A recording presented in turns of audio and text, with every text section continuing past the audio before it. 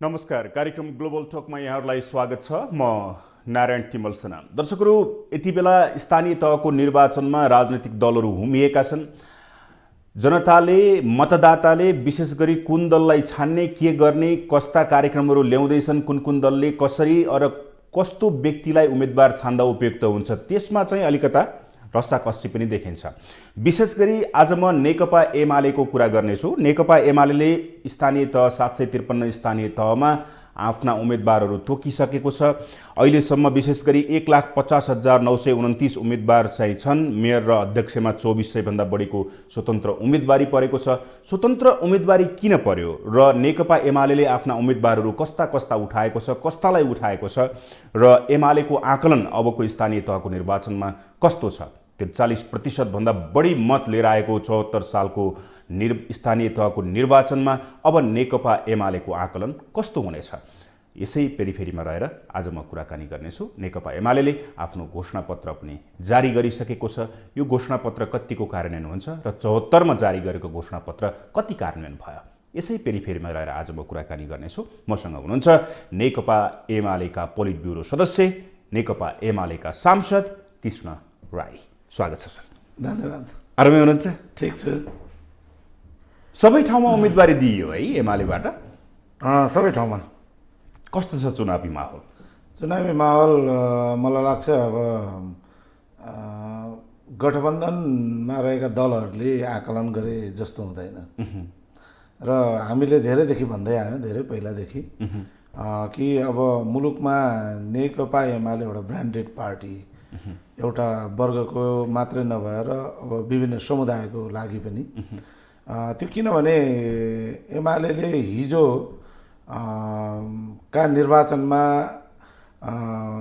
जनताको अभिमतबाट अगाडि आइसके पछाडि मुलुकको समृद्धिका लागि नेपाली जनताको भाग्य र भविष्यलाई उज्जवल बनाउने सन्दर्भमा लिएर आएका कार्यक्रमहरूका सन्दर्भले मलाई यस्तो लाग्छ कि अबको निर्वाचनमा त गठबन्धनको विपक्षमा एमालेको विकल्प छँदै छैन भन्ने ठाउँमा पुग्छ मुलुक।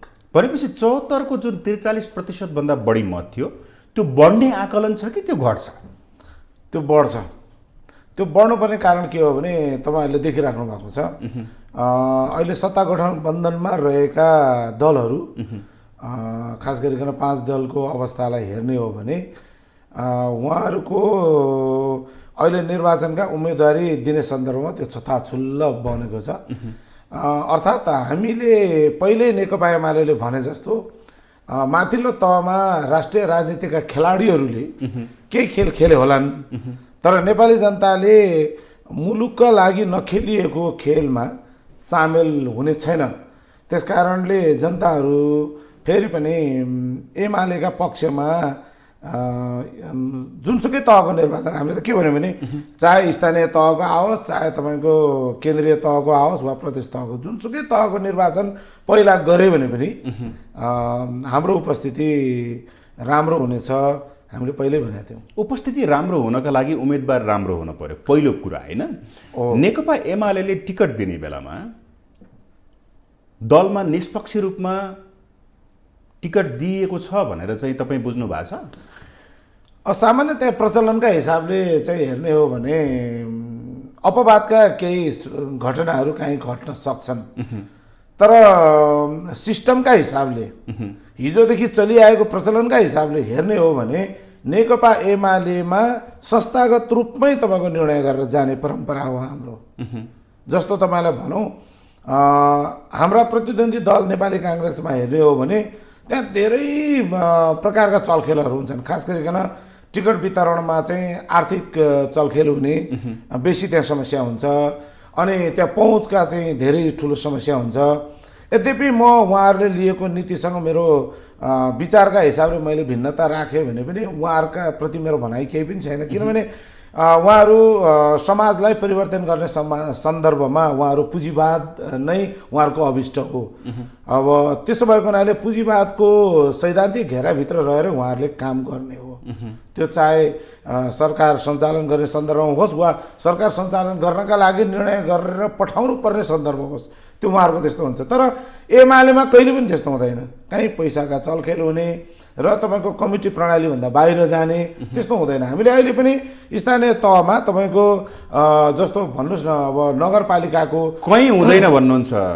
दैलेख जिल्लाको ठाटीकाट गाउँपालिका तपाईँलाई याद छ होला, त्यसपछि नारायण नगरपालिका, यहाँ के हो त त्यसो भए? होइन, अब म तपाईँलाई मैले सुरुमै भने, मैले सुरुमै के वाक्यांश भने अपवादका घटनाहरू त्यो घट्न सक्छ होइन। अब सिङ्गो मान्छेको जीवनलाई हेर्न सकिन्छ नि, मान्छेले चाहेर नराम्रो गर्छु भनेर कसैले पनि गर्दैन। कहिलेकाहीँ हिँड्दा हिँड्दै ठेस लागेर मान्छे होइन दुर्घटना पनि पर्न सक्छ। यस्तो कहीँ एकाध घटनाहरू घट्न सक्छन्, घट्दैन म भन्दिनँ। तर त्यहाँ चाहिँ कमिटी प्रणालीबाट हामीले जे भनेका छौँ होइन, नगरपालिकाका वडा सदस्य र वडा अध्यक्षलाई यहाँबाट सिफारिस गर्ने र त्यसलाई चाहिँ सिफारिसका समृद्धिहरूबाट चाहिँ यो कमिटीले निर्णय गर्ने, अनि त्यसपछि मेयर उपमेयरलाई यो कमिटीले निर्णय गर्ने। त्यसै गरी महानगरपालिकाको पनि तपाईँको वडा सदस्य वडा अध्यक्षहरू निश्चित कमिटीहरूबाट सिफारिसको प्रक्रियामा आउने र निश्चित कमिटीमा गएपछि त्यसले निर्णय गर्ने भनिसके पछाडि कहीँ चाहिँ के हुनसक्छ भने अब पार्टीमा होल्ड गरेका होइन पदाधिकारीहरू सदस्यहरू आफ्नो बहुमत छँदैछ, त्यस कारणले गर्दाखेरि म नै केही गरिदिइहालौँ भनेर चाहिँ अलि उत्तेजनामा आएर कहीँ अथवा तपाईँको बहुमत यो लोकतान्त्रिकरणमा चाहिँ बहुमतको अर्थ चाहिँ नबुझेर यो जहाँ गए पनि हामीले नै गर्ने हो भन्ने अर्थबाट कहीँ त्यस्ता चाहिँ अपवादका घटनाहरू चाहिँ निर्णयका हिसाबले अगाडि आएको हुन्छ। ओके, त्यसो भए के आधारमा उम्मेदवारलाई टिकट दिएको छ एमाले भित्रबाट? होइन, हामीले भनेका छौँ त्यो त 6वटा चाहिँ आधारहरू हामीले तय गरेर पहिले दिएका छौँ होइन, अहिले होइन, त्यो त 1 महिना अगाडि नै हामीले केन्द्रीय कमिटीको बैठक बसेर हामीले त्यसमा दिएका छौँ। त्यसको आधारमा नै तपाईँको उम्मेदवार चयन गर भनेर भनेका छौँ। अनि फेरि त्यसमाथि पनि त्यो मापदण्डमा टेक्नका लागि चाहिँ उसले पुरा गर्नुपर्ने अर्को चाहिँ आधार के छ भने वैधानिक व्यवस्था अनुसार चाहिँ उसले सदस्यता लिएको अवस्था, त्यसै कमिटीमा बसेको उसको चाहिँ अवस्था सबैलाई मूल्याङ्कन गरेर अनि निर्वाचनका सन्दर्भमा हामीले फेरि अब पार्टीप्रति निष्ठावान रहेका होइन, अब त्यस पछाडि जित्ने आधार चाहिँ सुनिश्चित भएको देखाउन सक्ने उम्मेदवारहरूलाई हामीले चाहिँ 6वटा मापदण्ड तय गरेर। तपाईँले त्यो 6वटा मापदण्ड जुन भनिराख्नु भएको छ नि, महानगर नगर र पालिकाको कुरा गर्दाखेरि म महानगरको कुरातिर आउन चाहेँ। एमाले वीरगञ्जको कुरा गरौँ न। वीरगञ्जमा विजय सरावगी जो जसपाबाट एमालेमा प्रवेश गर्ने बित्तिकै मेयरको टिकट पाउनुभयो। त्यहाँ निष्ठा त्याग बलिदान एमाले प्रति गरेका नेता कार्यकर्ताहरू पाखा लागेनन्? निष्पक्ष छ होइन कि पार्टी प्रवेश गर्ने बित्तिकै उसले ऊ चाहिँ पार्टीको तपाईँहरूको त्यो 6वटा आधारभित्र पर्नुभयो? कसरी टिकट दिएको? होइन, पार्टीबाट आउने बित्तिकै टिकट दिने यो कस्तो परिपाटी हो? होइन, 6वटा आधारहरूमध्ये एउटा चाहिँ विजयको सुनिश्चितता भन्ने छ होइन, किनभने चुनाव लड्नका लागि चाहिँ उम्मेदवार नै आधा परिस्थिति हो। जसरी हुन्छ विजय हुनु पर्यो होइन, अहिले कुरा गर्ने बित्तिकै पायो। होइन, अहिलेको आवश्यकता उसको निष्ठा त्याग चाहिँ काम लागेन। त्यो होइन जस्तो विजय सरावगीको बारेमा चाहिँ कुराकानी गर्दाखेरि होइन मलाई त्यो बारेमा थाहा छ। योभन्दा अगाडि चाहिँ हाम्रो त्यहाँ चाहिँ बसिरुद्दिन चाहिँ उम्मेदवार हुनुहुन्थ्यो। आज चाहिँ बसिरुद्दिनले नै उहाँलाई लिएर आएर टिकट दिँदाखेरि जित्ने आधार बन्छ। हिजो मैले अब 10-12 हजारको अन्तरमा मैले हार्नुपर्ने स्थिति बन्यो। र विजय सरावगी चाहिँ कस्तो हो भने हिजो टिकट लिँदाखेरि चाहिँ उसले जसपाको नामबाट मात्रै टिकट लियो नि, त्यस अर्थले जसपा भएको हो। नत्र भने उहाँ चाहिँ त्यहाँका हिसाबले हेर्ने हो भने एउटा सामाजिक परिचय बनाएको त्यहाँको पपुलर मान्छे हो र उहाँसँग एमालेमा प्रवेश गराउँदैखेरि त्यहाँको जिल्ला कमिटी हो। जिल्ला कमिटी किन भनेको भने सिफारिस गर्ने कमिटी हो। त्यहाँको नगर कमिटी हो। नगर कमिटीबाट सुरु हुन्छ होइन, त्यहाँको महानगर कमिटीले सिफारिस गर्छ, त्यसपछि त्यसलाई जिल्ला कमिटीले पनि त्यसलाई अलिकति अब्जर्भ गर्छ, अनि प्रदेश कमिटीमा गएपछि चाहिँ तपाईँको त्यसलाई अझ गर्नुपर्ने के बाँकी रहेका काम त्यहाँ हेर्ने काम हुन्छ। त्यस पछाडि तपाईँको केन्द्रमा गएपछि उसलाई टिकट दिनुहुन्छ। त्यो सिफारिस गर्ने सबै कमिटीहरूले विजय सरावगीलाई लिएर आएर टिकट दिन सकिन्छ भन्ने कुरालाई पहिल्यै चाहिँ हामीले तय गरिसकेका थियौँ। ओके, अब त्यसो भए अहिले पछिल्लो समयमा वीरगञ्ज सँगसँगै पोखरा र काठमाडौँको पनि अलिकति चर्चा छ। पोखरामा के भयो त्यो छर्लङ्ग छ, एउटा उठाउनु भयो, एउटा केही आयो, फेरि अर्कोलाई चाहिँ ठिक छ। मैले भने नि अघि उम्मेदवार छनौटमा मैले भन्न खोजेको एमाले जुन आफ्ना 6वटा क्याटेगोरी राखेको छ नि, त्यो बुझेको थिएन पहिला होइन? बुझेको कि निर्वाचनको समयमा त्यस्ता हत्कण्डाहरू हुन्छन् जसका कारण चाहिँ पार्टीलाई प्रभाव पर्छ अथवा उम्मेदवारलाई प्रभाव पारिन्छ? होइन, कहिलेकाहीँ के हुन्छ भने जस्तो अहिले पनि हामीले चाहिँ निर्देशनमा एउटा बुँदा जारी गरेका छौँ। यदि तलबाट सिफारिस भई आएका नामहरूमध्ये होइन हामीले के भन्यौँ, एउटा महिला सहित 3 जना प्रतिस्पर्धीहरूको नाम चाहिँ पठाउनु भनेर हामीले भनेका छौँ। केन्द्रले भनेका थियौँ, अब भनेकै छौँ, भनेका थियौँ। यो पहिला पनि थियो, अहिले पनि हो। अब त्यो 3 जनाका नाम पठाउँदाखेरि चाहिँ तपाईँको अब मैले अघि नै भने कहिलेकाहीँ सिफारिस गर्ने कमिटी र त्यसलाई अझ चाहिँ तपाईँको निर्णयमा पुग्नुभन्दा अगाडिका कमिटीहरूले जहाँ जहाँ सिफारिस हुन्छन्, सिफारिस गर्ने कमिटीहरूले चाहिँ मनोगत हिसाबले वा आफ्ना हिसाबले चाहिँ तपाईँको पार्टीको सबै कुरा बिर्सेर निर्णय गर्ने परिस्थिति बनिदियो भने अन्तिममा एउटा बुँदा छ कि हामीले चाहिँ यदि तलबाट आएका सिफारिस भई आएका नामहरूमध्ये उपयुक्त ठानेन भने केन्द्रले अर्को चाहिँ तपाईँको नाममा पनि तपाईँको टिकट दिन सक्ने त्यो नै निर्देशन जारी गरेका छ हामीले। त्यसो भएको हुनाले कहिले मैले भने नि तल चाहिँ साथीहरूले लोकतन्त्रको नाममा चाहिँ अल्पमत बहुमतका नाममा चाहिँ 10-20 जना मान्छे मिल्यो, ल हाम्रो त यो बहुमतको निर्णय हो भनेर पठायो भने त्यसका बारेमा चाहिँ सिङ्गो पार्टी पङ्क्तिले त्यो चाहेको छैन। जस्तो तपाईँलाई भनौँ सदस्यको पङ्क्ति चाहिँ व्यापक हुन्छ, कमिटी भनेको चाहिँ त्यसलाई नेतृत्व गर्ने निश्चित हुन्छ। त्यो कमिटीले चाहिँ सबैको प्रतिनिधि हामी मात्रै हो भनेर चाहिँ त्यहीँ उसले अल्पमत बहुमतका आधारमा चाहिँ उसले निर्णय गरेर पठायो भने त्यो कुरामाथि थाहा पायो भने त्यो चाहिँ रिथिङ्क गरेर केन्द्रले अर्को उम्मेदवार पनि तय गर्न सक्छ। पोखराको त्यही भयो। अब अहिलेलाई मैले त्यसको डिटेलमा आज यो त्यतातिर नजाउँ भन्ने लाग्छ मलाई। अब तर त्यहाँ केही न केही पार्टीको केन्द्रले त हस्तक्षेप गर्नै पर्ने भएरै गर्यो, नभइकन गर्दैन। उम्मेदवारी दिन जाँदा बाटोमा चाहिँ यही काठमाडौँ जिल्लाको एउटा नगरपालिकामा एउटा उम्मेदवार चाहिँ उम्मेदवारी दिन भनेर गयो, सबैले कङ्ग्रेचुलेसन लेखेर पठाए, तर बीच बाटोबाट तेरो नाम त सकिसक्यो त फर्कियो भनेर बाजागाजासित गएको टोली फर्कियो भन्ने आएको छ। भनेपछि एमालेमा त्यस्तो हुने रहेछ है, तत्काल बाटोमा जाँदै उम्मेदवारी दिन गएको उम्मेदवार पनि फिर्ता हुने। त्यो गलत कुरा हो।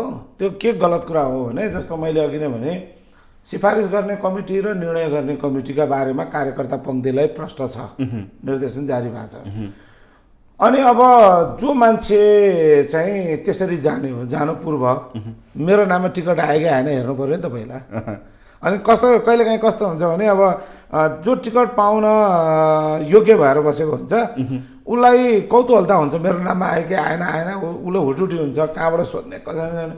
अब उसले सोधेको विश्वासिलो पात्र भनौँ, त्यो नेतृत्व तहमा रहेको तिम्रो सम्भावना छ वा तिम्रो नाममा हुने परिस्थिति अगाडि बढ्यो है, अब तिमीले तयारी भएर बस्छ भनेका आधारमा टिकट चाहिँ उसका नाममा लेखिसकेका हुँदैन होइन।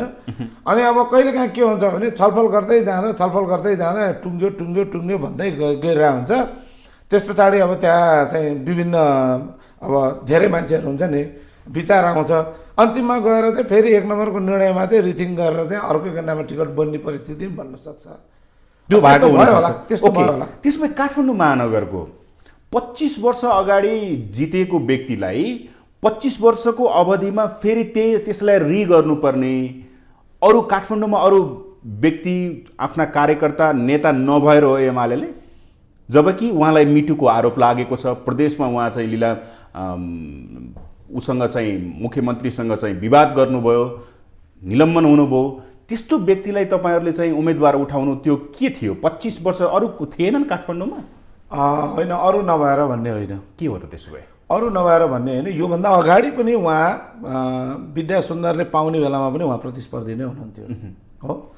अनि केशव स्थापितका बारेमा चाहिँ अब व्यक्तिगत कुरा यहाँ के धेरै गर्नु र होइन, किनभने अहिले तपाईँले जे भनिराख्नु भएको छ त्यो त एउटा आरोप न हो होइन। तपाईँले पार्टीभित्रको चाहिँ जस्तो चाहिँ उहाँ मन्त्री हुँदाखेरि, प्रदेश मन्त्री हुँदाखेरिका कुराकानी उठाउनु भयो, त्यो विषय त हल भइसक्यो नि त, हल भइसक्यो। उहाँले जे गलत गर्नुभयो त्यसका नसिहत पनि प्राप्त गरिसक्नुभयो। अनि पार्टीमा लागेर एकचोटि एउटा कुनै घटनामा नसिहत प्राप्त गर्नु भने चाहिँ त्यो उसका जिन्दगी चाहिँ राजनीति गर्न नपाउने होइन, अभियोगबाट चाहिँ ऊ प्रमाणित भएको त होइन नि त। अनि अब त्यस पछाडि अर्को केशव स्थापित नै अहिले रोज्नुपर्ने पार्टीलाई त्यस्तो के आयो भन्ने होला तपाईँको होइन। अब हामीले के हेऱ्यौँ त भन्दा अहिले जति पनि चाहिँ मेयरहरू काठमाडौँकै बने होइन, अब काठमाडौँको पहिलो मेयर त अहिले पनि जीवितै हुनुहुन्छ होइन। जति पनि मेयरहरू आए, मेयरहरूको कामका तुलनामा केशव स्थापितको जस्तो नाम चाहिँ अरूको लेखिया छैन होला। तपाईँमा चाहिँ नराम्रा पक्ष पनि हुन्छन् सबै मान्छेमा, 32 लक्षणले त कोही नै हुँदैन, तर राम्रा पक्ष धेरै भएको कारणले दिनुपर्ने आवश्यकता महसुस भयो। अहिलेको परिस्थिति, हिजो चाहिँ तपाईँको 54 सालमा केशव स्थापितले चाहिँ गरेको चाहिँ एउटा दृढ इच्छा शक्तिको कारण तपाईँ आज देखिराख्नु भएको छ नि, यति सुन्दर चाहिँ रत्न पार्कका अगाडिको चाहिँ त्यहाँ गणेशमानको शालिग सहितको त्यो पार्क, जहाँ हिजो के थियो तपाईँको बस पार्क थियो, चाहिँ तपाईँको भोजनालय चाहिँ रेस्टुरेन्टहरू भोजनालयहरू थिए, त्यसलाई कति सुन्दर बनाउने काम भयो। तपाईँ आज चाहिँ मण्डला हाम्रो चाहिँ अब अहिले हाम्रो देशमा नारा जुलुस विरोध सभा केही गर्नु पर्यो भने मण्डला भनेपछि तपाईँको संसारभरका मान्छेले चिन्ने त्यो मण्डलामा चाहिँ तपाईँको एउटा बस्ती नै थियो। त्यो बस्ती उठाउनका लागि जनताले विरोध गर्दा गर्दै पनि केशव स्थापित स्वयंले हल गर्नुभयो। आज त कति सुन्दर ठाउँ छ होइन। र केशव स्थापित मलाई लाग्छ अहिले कन्टेस्टेन्टमा उत्रिएका सबै राजनीतिक दलका नेताहरू उम्मेदवारहरू मध्ये होइन एउटा भिजनरी मान्छे पनि हो र भिजनलाई सक्सेस गराउनका लागि उनीसँग दृढ इच्छा शक्ति पनि छ। र तपाईँलाई म एउटा कुरा भन्छु, मान्छे उमेरले बुढा हुँदैन, मान्छे उमेरले बुढा हुँदैन वा उमेरले तन्नेरी पनि हुँदैन। त्यो त उसका मस्तिष्कले कति काम गर्न सक्छ भन्ने कुराको क्षमता जहाँनिर देखिन्छ नि हो त्यहीँनिर युवाको परिभाषा लगाउनुपर्छ भन्ने ठान्छु म त। अब यहाँनिर अलिकता घोषणापत्रको बारेमा कुरा गरौँ न। नेकपा एमाले 74मा पनि घोषणापत्र सार्वजनिक गर्यो, कति कार्यान्वयन गर्यो र अहिले जुन घोषणापत्र सार्वजनिक गरेको छ यसलाई आधार मानेर स्थानीय तहमा चुनाव लड्ने हो कि स्थानीय तहले पनि छुट्टै घोषणापत्र जारी गर्छन्? यस्तो छ, यो चाहिँ हामीले दुईटै कुरा भनेका छौँ। एउटा राष्ट्रिय तहमा पनि तपाईँको केन्द्रले घोषणापत्र तयार गरेका छ र अर्को चाहिँ त्यसलाई मूलभूत आधार बनाएर त्यो चाहिँ के हो भने खास गरिकन केन्द्रले बनाएका कुरा चाहिँ खास गरिकन सुशासन सम्बन्धी दृष्टिकोण अनि सिङ्गो समाजलाई चाहिँ समृद्ध कसरी बनाउन सकिन्छ भन्ने कुराको चाहिँ नीतिगत रूपमा चाहिँ केन्द्रको घोषणापत्रलाई आधार मान्ने। तर विकासका हिसाबले भन्ने हो भने चाहिँ त्यहाँकै स्थानीय चाहिँ आवश्यकता अनुसार चाहिँ स्थानीय कमिटीहरूले नै गर्ने भनेका छौँ। जस्तो हामीले अस्ति केन्द्रले 9 गते हामीले घोषणापत्र जारी गऱ्यौँ र तल चाहिँ सबै पालिका तहका कमिटीहरूले आफ्ना तहमा गर्नुपर्ने सबै कामका बारेमा चाहिँ तपाईँको प्रतिबद्धता पत्र तयार गर भनेर 9 गते नै सबै ठाउँमा घोषणा गरिसक्यो। अब यहाँनिर ओडा के अरे नगरपालिकाका तल पनि ओडामा पनि कसैले हामी ओडालाई चाहिँ हामी छुट्टै प्रकारको बनाउँछु भन्यो भने उसले चाहिँ तपाईँको बनाउन पाउँछ। अब जस्तो तराईमा बनाउने र हिमालमा बनाउने त फरक हुनसक्छ, पहाडमा उस्तै उस्तै हुनसक्छ।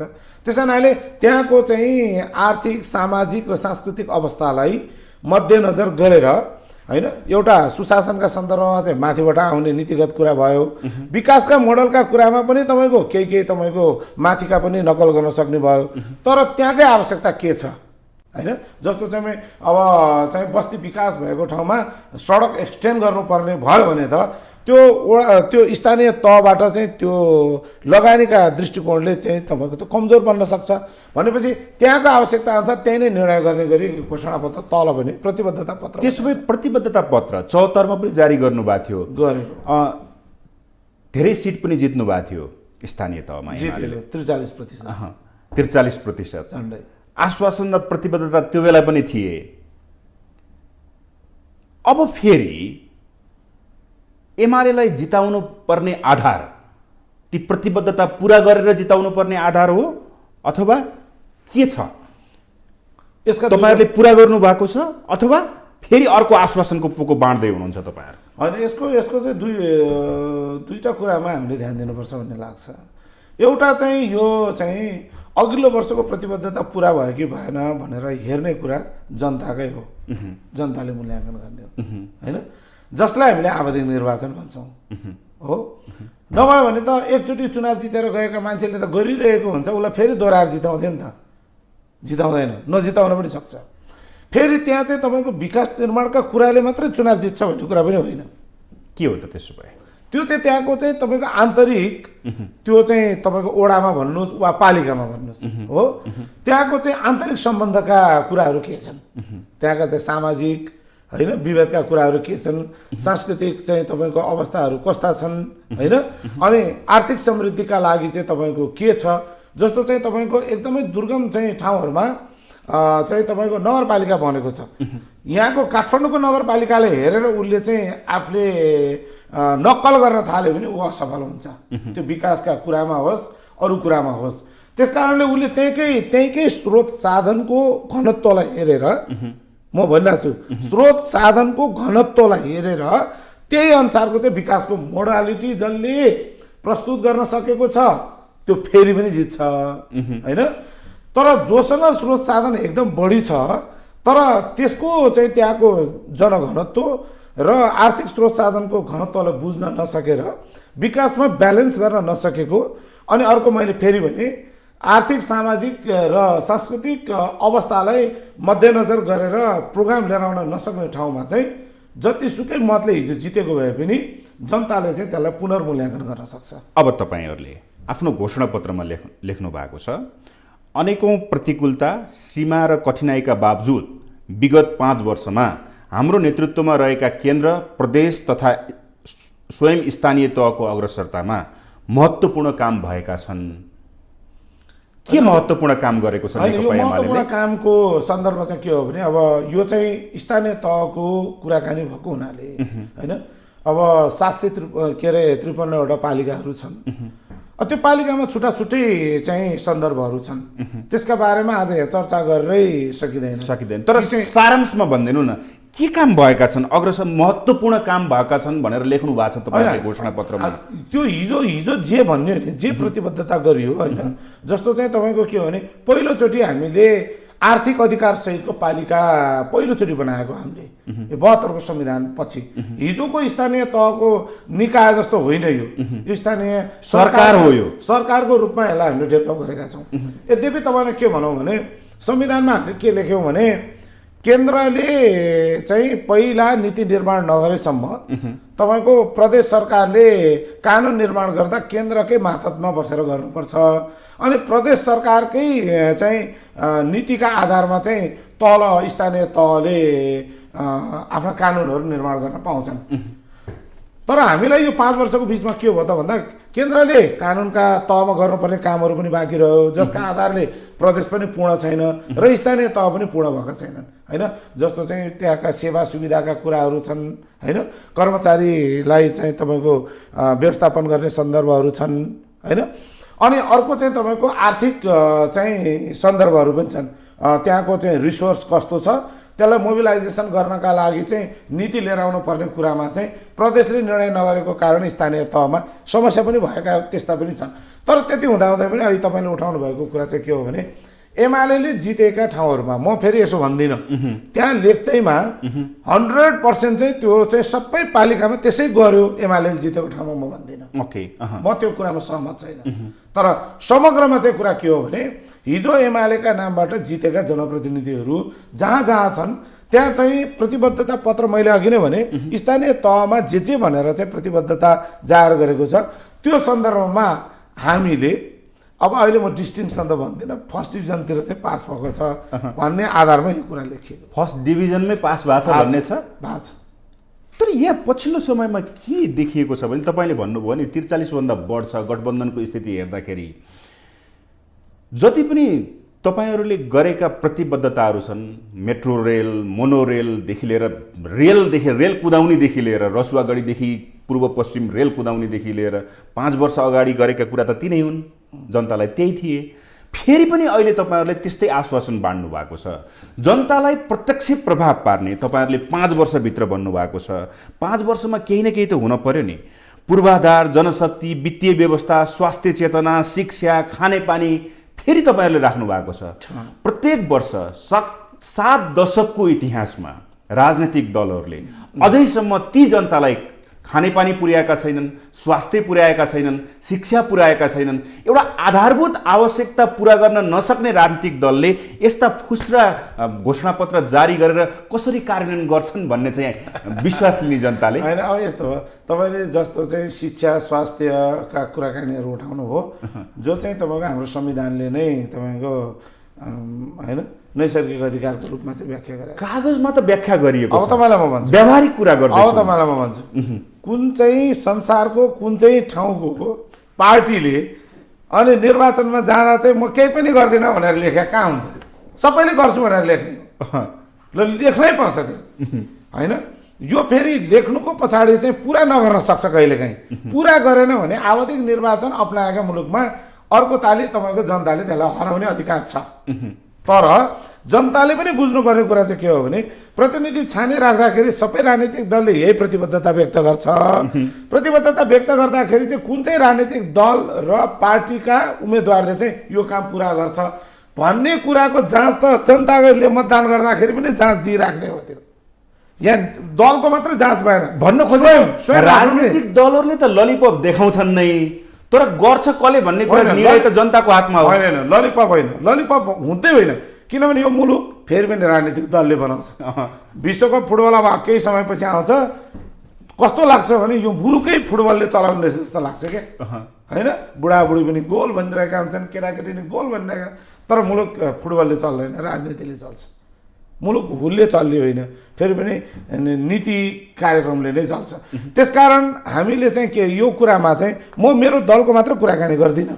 म एउटा नागरिक भएर म पनि अब मतदाता भएर तपाईँलाई कुरा गर्छु कि 753वटा के अरे पालिकाका मेयर उपमेयरले खास गरिकन वडा अध्यक्षको पनि अझ पछाडि कुरा गरे हुन्छ, उहाँहरूले प्रतिबद्ध भएर आफूलाई भ्रष्टाचारबाट टाढा राखेर हो 5 वर्ष विकासका मोडालिटी भनेको के हो भन्ने बारेमा चाहिँ राम्रोसँग अध्ययन अनुसन्धान गरेर अनि उसलाई दलले दिएको जिम्मेवारी अनुसार चाहिँ प्रतिबद्धता पत्रलाई पनि मस्तिष्कमा राखेर मनमुटुमा राखेर जनताको सेवामा 5 वर्ष काम गरिदिने हो भने हाम्रो मुलुक बन्नका लागि कुनै ठुलो समस्या धेरै समय नै लाग्दैन। मैले त्यही भएर यो प्रश्न उठाएको थिएँ कि तपाईहरूले जति घोषणापत्रमा कुराहरू होइन। अब म तपाईँलाई एउटा कुरा भन्छु, जस्तो चाहिँ अहिले महानगरपालिकाका सन्दर्भमा हामीले पनि काठमाडौँको बारेमा कुराकानी उठायौँ, यो त्यतिकै होइन। हाम्रो नेपालमा के छ भने विश्वास कम गर्ने क्या। पहिलो कुरा तपाईँसँग इच्छा शक्ति पनि छ, तपाईँसँग सोच पनि छ होइन, तपाईँसँग गर्न सक्ने जोस जाँगर सबै छ, तर म प्रतिस्पर्धीले के भनिदिन्छ भने तपाईँलाई राजनीतिक दृष्टिकोणबाट परास्त गर्नका लागि अगाडि बढी गर्नै नदिने होइन। जस्तो यहाँ काठमाडौँ महानगरपालिका देश भनेको अहिले काठमाडौँ एउटा हिसाबले बुझ्ने हो भने काठमाडौँमा फोहोर मैलाको व्यवस्थापनका सन्दर्भमा जहिले पनि त्यस्तै भयो। जहिले राजनीति तपाईँले देखिरहनु भएको छ, एउटा सरकार आउँदा अर्को चाहिँ विपक्षीले त्यसलाई विरोध गर्नै पर्ने। अहिले तपाईँको यी रेलका सन्दर्भहरू पनि त्यही हो होइन। तपाईँले के भने यहाँ चाहिँ तपाईँको सबै त्यो त्यसका चाहिँ आधारभूत रूपमा गर्नुपर्ने होइन कामहरूका सन्दर्भमा चाहिँ अध्ययन अनुसन्धान गर्ने कुरादेखि नै त्यो भाँजो हालिदिने। अझ त तपाईँको यो त अहिले यो महानगरपालिकाको मात्रै कुरा किन, केपी ओली प्रधानमन्त्री हुँदाखेरि उहाँले रेल लिएर आउँछु भन्दाखेरि चाहिँ तपाईँको कागजका रेल बनाएर चाहिँ जिस्काउने काम भयो। उता चिनको राष्ट्रपति आएर चाहिँ हामी बनाइदिन्छौँ भन्छ, अनि उता इन्डिया आएर चाहिँ चिनको लिनु पर्दैन हामी बनाइदिन्छौँ भन्छ। अब तर यहाँ चाहिँ तपाईँको जनतालाई विश्वासै चाहिँ नहुने गरी अर्को राजनीतिक दलले त्यहाँ राजनीतिकरण गरिदिरहेको छ होइन। आखिर हुन्छ नि, गऱ्यो भने त केही न केही हुने रहेछ नि त। जस्तो चाहिँ तपाईँको केपी ओलीले चाहिँ रेल बनायो भन्दाखेरि त्यही फोटो चाहिँ दिनका दिन तपाईँको चाहिँ प्रदर्शनी गरेर केपी ओलीका विपक्षमा कुराकानी गरे। तर तपाईँको केपी ओली सरकारबाट हटेपछि विरोध गर्ने शेरबहादुर देउबा नै इन्डियामा मोदीलाई शुद्ध लिएर आएर चाहिँ त्यही रेलको चाहिँ उद्घाटन गर्ने ठाउँ पुग्छ। त्यो त पुरानो रेल हो नि, नयाँ हो र त्यो होइन नि, त्यो त पछि विकास गरे हो नि त्यो त पछि त्यो जयपुरबाट यता आउने त्यो अघि मैले रेलको कुराकानी गरेँ। अनि अब फेरि सम्भावना छ कि छैन भन्दा नेता वा राजनीतिक दलहरूले त सम्भावनाको अध्ययन गरेर त्यसलाई म पुरा गर्छु भन्ने प्रतिबद्धता व्यक्त गर्नै पर्छ नि। पहिला त भन्ने नै हो नि त, नभनिकनै पहिला काम गर्न सकिँदैन भन्ने कुरा होला, त्यस्तो हुँदैन। किनभने नीतिगत प्रश्नहरूले त्यसलाई बेरेको हुन्छ। तर एउटा कुरा कि बुढापाकाहरूले भन्छन् नि घाँटी हिँडेर हाड निल्नुपर्छ, आफ्नो धरातल उड्ने ठाउँ कस्तो छ त्यो बुझ्नुपर्छ। त्यो नबुझी आकाशमा उड्न मात्रै खोजिराखेर हुन्छ र भने होइन, यस्तो हुँदो रहेछ। अहिले चाहिँ के हो भने यो ग्लोबल भिलेजको जमाना होइन, सबैका चाहिँ तपाईँको हात हातमा चाहिँ तपाईँको अब संसार त्यही छ, संसार हातमै छ, संसार हातमा छ। त्यसो भएको हुनाले मान्छेले के परिकल्पना गर्छ भने तपाईँले भन्दा म अझ राम्रो के गर्ने भनेर खोजिसकेँ होइन। जस्तो भनौँ न, तपाईँले अब भर्खर जन्मेका बच्चा बच्चीहरूको नाम राख्नु पर्यो भने पनि एकचोटि चाहिँ डिक्सनेरीमा ओड खोजिहालौँ कि जस्तो हुन्छ नि त। अहिले जमाना त्यस्तो आयो। त्यसो हुनाले तपाईँको दिन प्रतिदिन विज्ञानले चाहिँ जुन प्रगति गरेको छ त्यो प्रगतिलाई मान्छेले आत्मसात गर्न खोज्छ। म आफै त्यो विज्ञान बुझ्छु कि बुझ्दिनँ मलाई थाहा हुँदैन, तर चाहिँ जसरी चाहिँ विज्ञान अगाडि बढेको छ त्यसलाई आत्मसात गरेर अगाडि बढौँ भन्ने मलाई लाग्छ।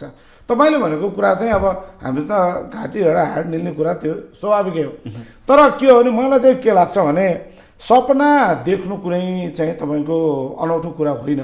सपनालाई साकार पार्ने कुरामा चाहिँ अब फेरि पनि राज्यका स्रोत साधन चाहिँ कस्तो छ भन्ने कुरालाई दृष्टिगत गर्नुपर्छ भन्ने कुरामा मेरो विमति छैन। जस्तो उदाहरणका लागि अहिले काठमाडौँमा एउटा महानगरपालिका छ, यसका वरपर अरू 10वटा नगरपालिकाहरू छ। महानगरपालिकामा चाहिँ झन्डै अब यसपालि कुराकानी गऱ्यो भने अस्ति 12 अरब जति पुगेको थियो, अहिले 15-20 अरब पुर्याउन पनि सक्छ। अझ केशव स्थापित त त्यो मामलामा एकदम माहिर हुनुहुन्छ होइन।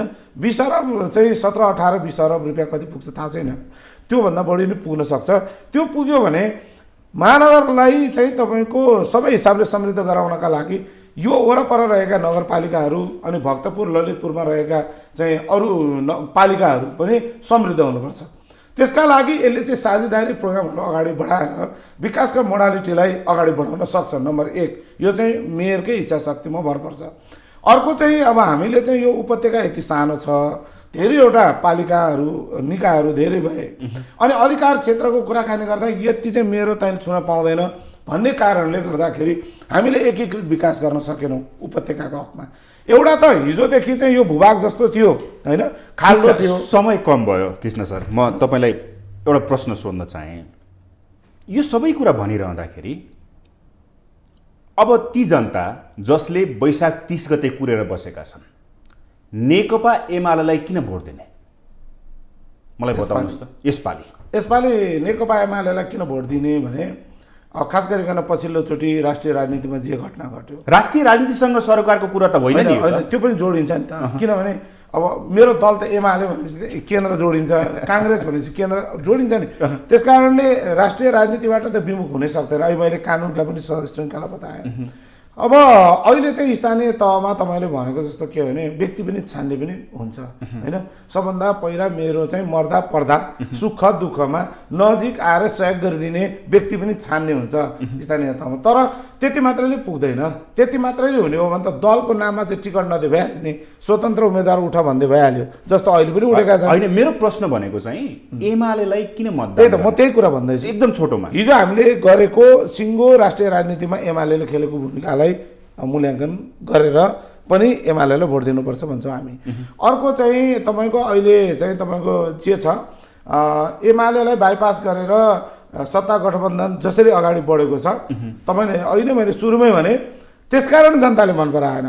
एमालेलाई चाहिँ मूलधारको राजनीतिबाट बाहिर पठाएर चाहिँ के हुने रहेछ त भन्दा हामीले देख्यौँ जनादेशको सरकार चाहिँ तपाईँको बाहिर बसेर, जनादेशको चाहिँ प्राप्त गरेको पार्टी चाहिँ सरकारभन्दा बाहिर बसेर, जिम्मेवार त तपाईँको नेतृत्व पनि त हो नि। होइन, जिम्मेवारी छ, मैले भन्छु म जिम्मेवारी छ, तर जिम्मेवारीका प्रतिशतका आधारमा मूल्याङ्कन गर्नुपर्छ नि त।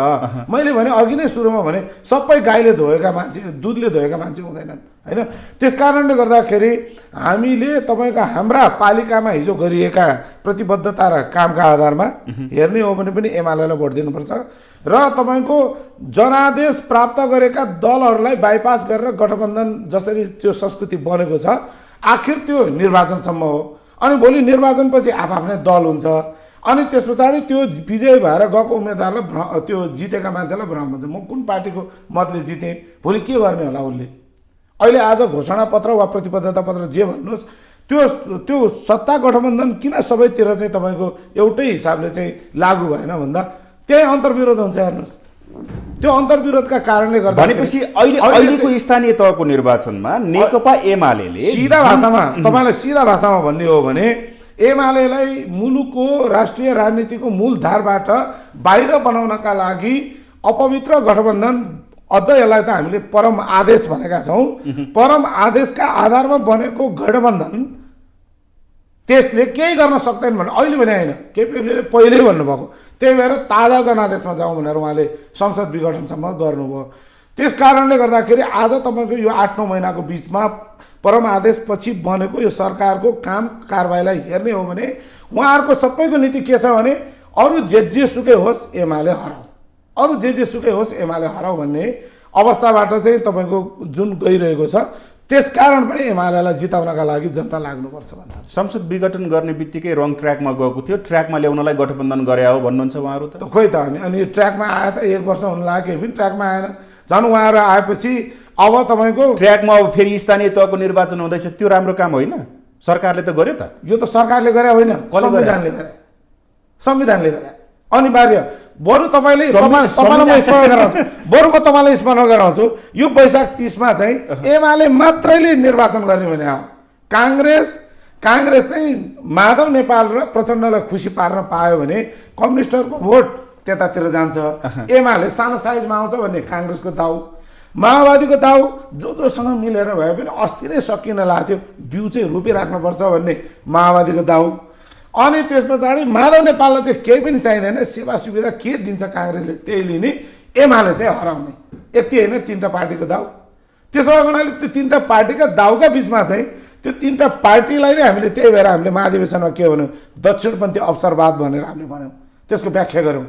त्यसकारण एमालेलाई जिताउनु पर्ने कुरा नै त्यही नै हो। अब यहाँनिर तपाईँहरू त पहिला एक्लै लड्छौँ, हामी स्थानीय तहमा हामीसँग कोही चाहिँदैन, गठबन्धन गरौँ, हामी एक्लै छौँ भनेर भनेको दल अहिले पछिल्लो समयमा झापादेखि चितवनमादेखि लिएर प्युठानमादेखि लिएर राप्रपा नेपालसँग चुनावी तालमेल गर्नुपर्ने, फेरि त्यही गठबन्धनकै दलहरूसँग प्युठानमा माओवादीसँग तालमेल गर्नुपर्ने, यो परिस्थिति के एमाले पनि डरा हो?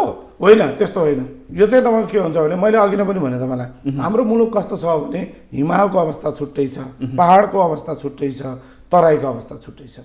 र हामीले फेरि यो चाहिँ सुरुमा हामीले चाहिँ केन्द्रीय कमिटीको बैठकले निर्णय गर्नुभन्दा पूर्व हामीले भनेकै हो कि गठबन्धनका विपक्षमा लडेर हामी एक्लै परास्त गर्छौँ उनीहरूलाई। किनभने हामी पनि त इम्पावर हुनु थियो नि त, कार्यकर्तालाई चाहिँ तपाईँको जागरुक गराउनु थियो। हामीले चाहिँ शक्ति सञ्चय गरेर 5 दललाई हराउनका लागि कार्यकर्तालाई उत्साहित त गर्नै पर्यो र जनताको अभिमत के आउँछ भनेर पनि हेरेको। तर पछिल्लोचोटि हामीले केन्द्रीय कमिटीको बैठक बसेर हामीले के भन्यौँ भने मूलभूत रूपमा हामी एक्लै लड्ने गठबन्धनका विरुद्धमा। र तपाईँले देख्नुभयो जहाँ केपी ओली जान्छ त्यहाँ आज अरू विपक्षी दलका सांसद, पूर्व मन्त्री, अहिलेका मेयर, उपमेयर कति तपाईँले देखिराख्नु भएको छ, हजारौँको सङ्ख्यामा चाहिँ तपाईँको एमालेमा प्रवेश गरेको छ। हामी एक्लै लड्न चाहन्थ्यौँ, तर स्थानीय अन्तर्विरोधहरू चाहिँ आफ्नो ठाउँमा छुट्टै हुनसक्छ, त्यो सबै ठाउँमा हुँदैन, एउटै नीतिले त्यसमा चल्दैन। त्यसो भएको हुनाले त्यहाँको आवश्यकता अनुसार गर्नका लागि चाहिँ तपाईँको जिल्ला तहलाई त्यो अधिकार दिएको छ। त्यसो भएको हुनाले काहीँ यो तपाईँले भन्नुभएको त कति प्रतिशत छ र त्यो चाहिँ 1% पनि पुग्दैन त्यस्तो। भनेपछि एमाले गठबन्धनलाई पराजित गर्न सक्छ? प्रधानमन्त्री भन्दै हुनुहुन्छ गठबन्धनले अहिले भारी बहुमत लिएर आउँछ स्थानीय तहको निर्वाचनमा, एमालेलाई डर छ, जसका कारण अध्यक्ष जे मन लाग्यो त्यही बोल्दै हिँड्नु भएको छ, गाली गलौजमा उत्रिनु भएको छ। त्यस्तो लाग्दैन मलाई त, त्यस्तो गाली गलौजमा उत्रे नि त्यस्तो होइन। तर अब हाम्रो तर तपाईँलाई भित्री रूपमा एउटा आम नागरिकको नाताले एउटा प्रश्न गर्न चाहे कि तपाईँ एमालेको सांसद पनि हुनुहुन्छ, पोलिट ब्युरो सदस्य हुनुहुन्छ, पछिल्ला अभिव्यक्ति तपाईँको नेतृत्वको पछिल्ला अभिव्यक्ति जुन दलहरूप्रति, घोषणापत्रप्रति, व्यक्तिप्रति जुन बोल्ने शैली छ, यो तपाईँलाई पाच्य हुन्छ भने? होइन, अब के चाहिँ प्रसङ्गमा त्यस्तो हुन्छ भन्नु न। अब कस्तो हुन्छ भने पाच्य लाग्छ तपाईँलाई, त्यो चाहिँ तपाईँ सन्तुष्टि हुनुहुन्छ त्यो अभिव्यक्तिहरू? होइन, मेरो पार्टीका अध्यक्षका सन्दर्भमा त म त कुनै डाउटमा छैन। म तपाईँलाई एउटा कुरा भन्छु, एउटै कुरालाई पनि अभिव्यक्त गर्दा तपाईँले छुट्टै शब्दावली प्रयोग गर्नुहुन्छ, म छुट्टै शब्दावली प्रयोग गर्छु। फेरि तपाईँको शैलीका कुराकानी के हुन्छ, कोही चाहिँ तपाईँको नेगेटिभबाट सुरु भएर पोजिटिभमा लैजान्छ, कोही पोजिटिभबाट सुरु भएर नेगेटिभमा इन्डिङ गराउने प्रसङ्गहरू हुन्छ शैलीका कुराहरूमा पनि। त्यो त व्यक्तिगत कुराहरू भयो। हाम्रो पार्टीको अध्यक्षका बारेमा एउटा चाहिँ स्ट्रङ मत छ कि उहाँको पक्षमा मान्छे असाध्यै चाहिँ तपाईँको लाग्छ कि उहाँको विपक्षमा लाग्छ। अरू जस्तो बिचमा बसेर उहाँले ढुलमुल गर्नुहुन्न। त उहाँको त्यसलाई तपाईँले राम्रो भन्नुहोस् वा नराम्रो भन्नुहोस्, एमाले भनेकै ओली हो होइन त? होइन, त्यस्तो होइन। उहाँले पार्टीले तय गरेर अगाडि बढाएको नीतिका आधारमा मात्रै उहाँले बोल्नु भएको छ, त्योभन्दा बाहिर बोल्ने अधिकार उहाँलाई पनि छैन। किनभने हामी त वैधानिक व्यवस्थाबाट आएको निर्वाचन आयोगको चाहिँ प्रोसिड्योर पुरा गरेर चाहिँ तपाईँको स्थापित भएको पार्टी कहाँ त्यसरी चाहिँ व्यक्तिले जे पनि बोल्न सक्दैन। त्यो त अघि नै मैले भने टिकटका प्रसङ्ग भने अपवाद हुने कुराहरू होला, त्यसलाई मिलाउने प्रसङ्ग हुन्छन्। अब यसमा पनि केपी ओलीले बोलेपछि सबै कुरा हुन्छ भने कहाँ त्यस्तो, त्यो भनेकै छैन, हामीले कहाँ भनेको छ र? त्यस्तो छैन, त्यस्तो लाग्दैन मलाई। जहाँ देश दौडामा, पुरै देश दौडामा अरू नेता भन्दा केपी ओली जानु आज आवश्यकता सबैले तपाईँको अब मान्छेले त्यही डाँट छ, किन केपी ओलीलाई बा भनेको भन्छ। अब भन्छन् त बा के गर्नु, बा भन्दै बापत उहाँले चाहिँ तपाईँको अंशमण्डा दिनुपर्ने पनि होइन। अनि त्यसमाथि तपाईँको जसको चाहिँ सम्पत्ति मृत्यु पछि राष्ट्रका नाममा उहाँले दिने घोषणै गरिसकेका छ, अनि उहाँलाई बा भनेर कसैले अंश खान खोजा होला र? होइन। तपाईँलाई कसैले किन दाई भनिदिन्छ? तपाईँप्रति श्रद्धा हुनु पऱ्यो। दाजुबाट पाउने सबै कुरा म साथ सहयोग पाउँछु भने तपाईँलाई दाई भन्छ, नभए तपाईँलाई किन दाई भन्छ? तपाईँको नाम काटेर बोलाउँछ। आज चाहिँ केपी ओलीलाई चाहिँ तपाईँको बा भनेर सम्बोधन गरिराख्दाखेरि यो सिङ्गो राष्ट्रको अभिभावक हो भनेर स्वीकार गरेको भन्ठान्छु म त। त्यही कुरा त माला नेपालले नै बा भने भयो नि, प्रचण्डलाई पनि बा भने भयो। ऊ एउटै उमेर समुदायको झलनाथलाई बा कसैले भन्छ, देउबालाई पनि बा भने हुन्छ, कसैले भन्दैन। किन? त्यो भन्न लगाइया हो र? होइन नि। त खास गरिकन अहिलेका टिनेजहरूलाई सोध्नुहोस् न यो कुरा। भर्खरै तपाईँको कलेज जोइन गरेका चाहिँ तपाईँको युवा पुस्तालाई सोध्नुभयो भने जबरजस्तै फ्यान छ त। ऊ त हजुरबा जस्तो उमेरको मान्छेलाई केपी बा, आई लभ यु कसले, अरूले त भने होइन, त्यही पङ्क्तिले भने हो। भनेपछि 753 स्थानीय तहमा 753 आकलन कति छ, कति जितिन्छ एमालेबाट? होइन, अहिले अब आकलन त अब एउटा म पनि एउटा व्यक्ति हो नि, म पार्टीको पोलिट ब्युरो सदस्य त छँदैछु। त त्यो हिसाबले आज यहाँ तपाईँले कुराकानी गर्दा यो त अब अन्दाजका कुरा, यति सङ्ख्या भनेर त के भन्नु र? अब यसको के अर्थ हुन्छ? म ज्योतिष पनि होइन, होइन। अब त्यो ज्योतिष शास्त्रले 43 बढ्छ अथवा त्यसैमा रहन्छ? मैले अघि नै भने 43 बढ्छ, हामी बढाउँछौँ। अहिले त्यही देखिया छ, अहिलेका उम्मेदवारी मनोनयनका सन्दर्भमा त्यही देखिया छ। हामी शानदार ढङ्गले एमालेको जहाँ अघि तपाईँले भनेका एकाध चाहिँ अपवाद बाहेक अरू सबै ठाउँमा उत्साहजनक हिसाबले हामी गएका छौँ भने 5 दलीय गठबन्धन चाहिँ तपाईँको गठबन्धनका आधारमा चल्नै सकेको छैन। बल्ल बल्ल चाहिँ तपाईँको माथिल्लो लेभलमा मिल्यो भने तल मिलिरहेको छैन। जनता गठबन्धनको विपक्षमा छ र यो वेभ आउँछ। धेरै धेरै धन्यवाद छ। हस्, तपाईँलाई पनि धन्यवाद। उहाँ हुनुहुन्थ्यो नेकपा एमालेका पोलिट ब्युरो सदस्य सांसद कृष्ण राई। हवस् त, आजको लागि ग्लोबल टक यति नै। सम्पूर्ण टिमसहित मलाई पनि आज्ञा दिनुहोस्। नमस्ते।